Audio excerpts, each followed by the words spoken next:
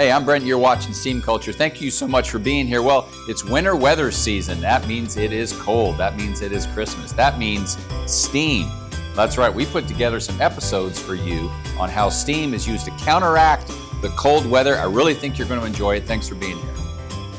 I would like to introduce you to the steam-powered rotary snowplow. Never seen this thing before.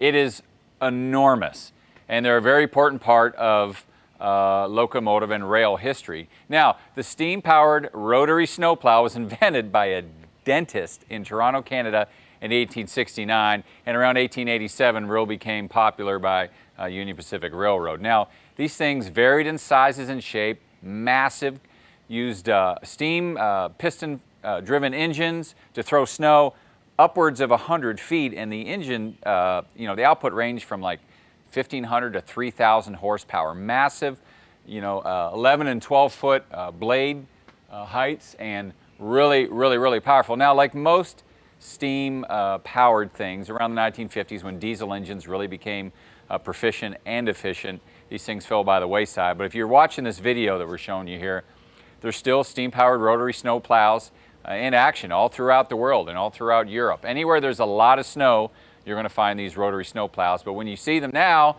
they're not blowing plumes of steam. Just remember, that's where it all started. FDNY, the New York Fire Department's thawing unit. They have a portable high-pressure steam generator in the back of a truck. They drive out to the fire hydrant, and from best I can tell, they have a wand. They'll open up the sides, and they'll shove this wand down in there, and they'll inject that high-pressure steam. As you can see from the video, when it breaks loose, you're getting all the city water pressure coming out, and then they're good to go. They also use that system because other things get frozen, like ladders, hose lines, and things like that.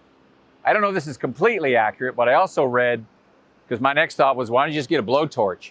Well, apparently, it's not great for the structure of the fire hydrant, but also, if you heat this too rapidly, the ice inside in certain pockets will start to melt and will flash into steam. Of course, it's going to come out and someone could get hurt. So our favorite method, of course, is to use that high pressure steam. We are talking about the Klondike Gold Rush of the late 1800s. Now, when gold miners got to Alaska in the Klondike, they ran into something they did not think about, something called permafrost, which is a permanently frozen layer of silt and sand and gravel that exists in the Klondike. So the early method was to build these monstrous fires, and they would basically just heat the ground up with the fire. Now, the problem with the fire is, one, is that it used a ton of resources.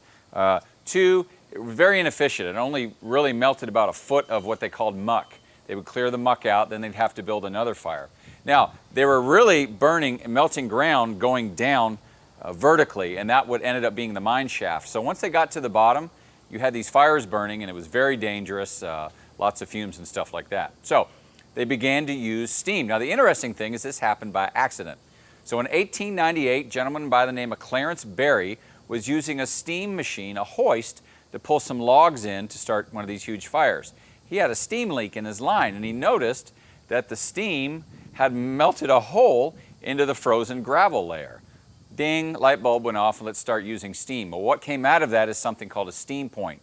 About a 3 to 6 foot rod with a nozzle at the end. They would hammer that into the ground, inject steam into it, would melt a large area, they would clear that off and work their way down vertically until they had created a mine shaft down to the layer of where the gold sand was. When they got down there, they started working vertically, and then they worked in and mined the gold.